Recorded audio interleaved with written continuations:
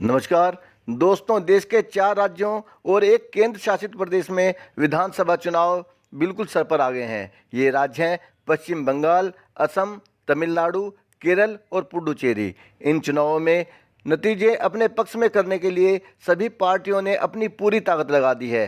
सभी राज्यों में इस बार सत्ता पक्ष और विपक्षी दलों के बीच कांटे की टक्कर है। इन राज्यों में हर पार्टी के अपने अपने जीत के दावे हैं, लेकिन हम अगर अपने सर्वे की बात करें तो चुनाव के नतीजे चौंकाने वाले होंगे। हम अपनी इस वीडियो में एक एक राज्य के ओपिनियन पोल के बारे में बताते हुए चलेंगे।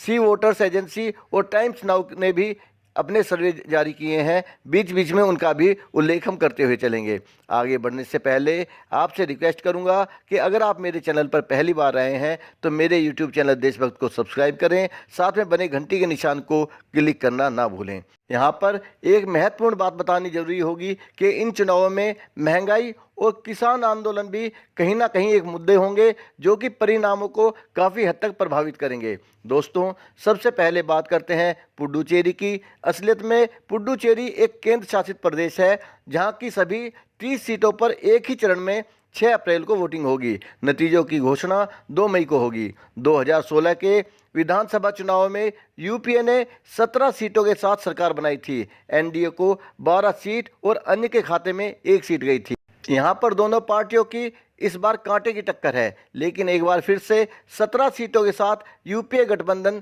सरकार बनाता दिख रहा है। इस बार एनडीए को यहाँ 13 सीटें मिलने का अनुमान है। सी वोटर और टाइम्स नाउ ने पुडुचेरी में 18 सीटों के साथ एनडीए गठबंधन की सरकार बनने का दावा किया है। अब बात करते हैं असम की, जहां पर कुल 126 सीटों के लिए 27 मार्च से 6 अप्रैल तक कुल 3 चरणों में वोटिंग होगी। 2 मई को चुनावों के नतीजे घोषित हो जाएंगे। यहाँ सरकार बनाने के लिए जादुई आंकड़ा 64 सीटों का है। जहां पिछले विधानसभा चुनाव में भाजपा और सहयोगी दलों ने जबरदस्त प्रदर्शन करते हुए 86 सीट जीतकर सरकार बनाई थी।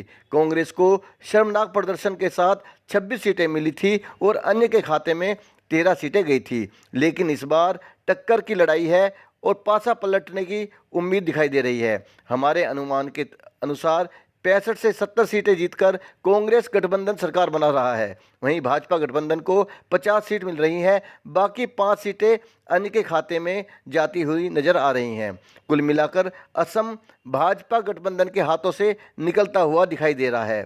सी वोटर और टाइम्स नाउ के सर्वे में मामूली बढ़त के साथ भाजपा गठबंधन की सरकार बनती नजर आ रही है।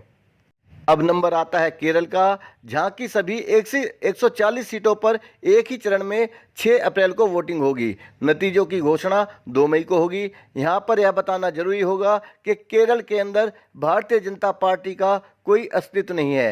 यहां पर मुख्य मुकाबला एलडीएफ और यूडीएफ के बीच में होता है। अगर पिछले चुनाव की बात करें तो सीपीआईएम की सहयोगी पार्टी एलडीएफ ने 91 सीट जीतकर सरकार बना ली थी, जबकि कांग्रेस की सहयोगी यूडीएफ के को मात्र 47 सीटों से संतोष करना पड़ा था।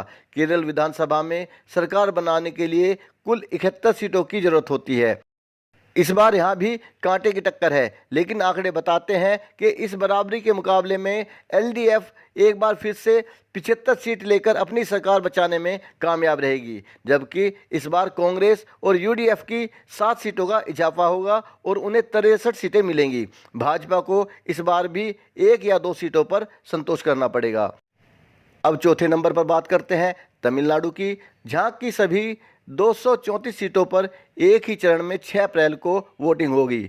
नतीजे 2 मई को आ जाएंगे। तमिलनाडु में सरकार बनाने के लिए 118 सीटों की जरूरत पड़ती है। अगर पिछले चुनाव की बात करें तो 234 सीटों में से भाजपा नीत एनडीए ने 136 सीटें जीतकर सरकार बनाई थी, जबकि कांग्रेस नीत यूपीए ने 98 सीटों के साथ पराजय का सामना किया था।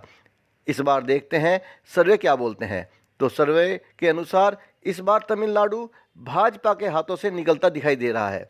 तमिलनाडु दक्षिण भारत के उन राज्यों में से एक है जहां पर किसान आंदोलन का फर्क सीधे सीधे दिखाई दे रहा है।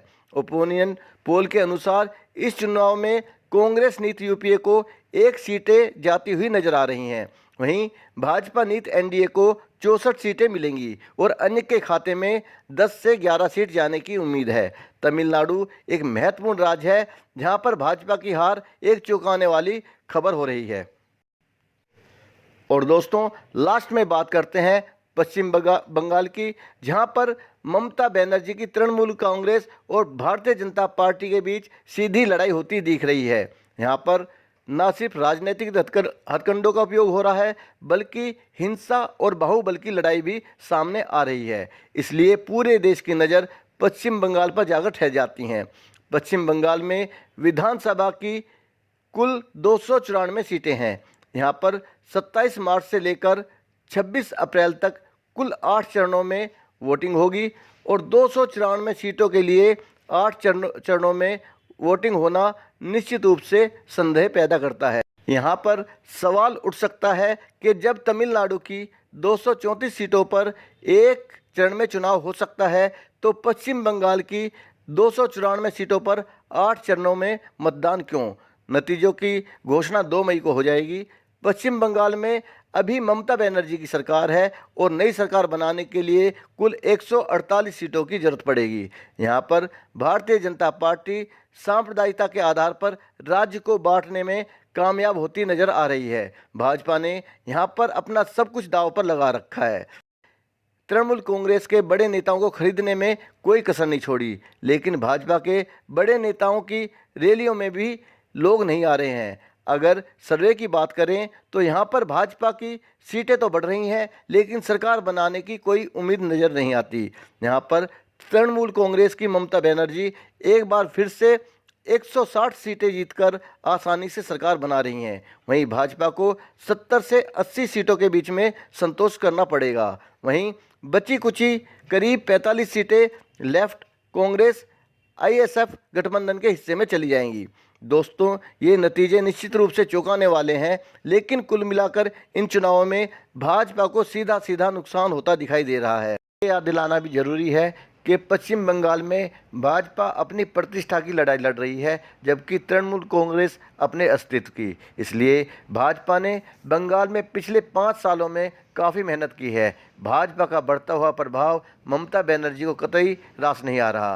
अहम की ये लड़ाई कई बार हिंसा में भी बदल चुकी है। भाजपा तृणमूल कांग्रेस के सभी दिग्गज नेताओं को अपने पाले में लाने में कामयाब रही है, लेकिन नतीजों के सर्वे निश्चित रूप से भाजपा को निराश करने वाले हैं और ममता के दमखम और अस्तित्व को और मजबूत करने वाले हैं। अन्य राज्यों के विपक्ष के अधिकतर नेताओं का समर्थन भी ममता बनर्जी के साथ है। कुल मिलाकर इन 5 राज्यों के परिणाम भाजपा के लिए फायदे का सौदा नहीं रहेंगे और आगे की राह भी कठिन कर देंगे। दोस्तों, आप हमारे चैनल के सर्वे से कितने सहमत हैं, कमेंट बॉक्स में कमेंट करके ज़रूर बताएं। मेरे साथ आगे भी बने रहने के लिए मेरे चैनल को सब्सक्राइब करना ना भूलें। मेरे साथ आखिर तक बने रहने के लिए धन्यवाद। जय हिंद।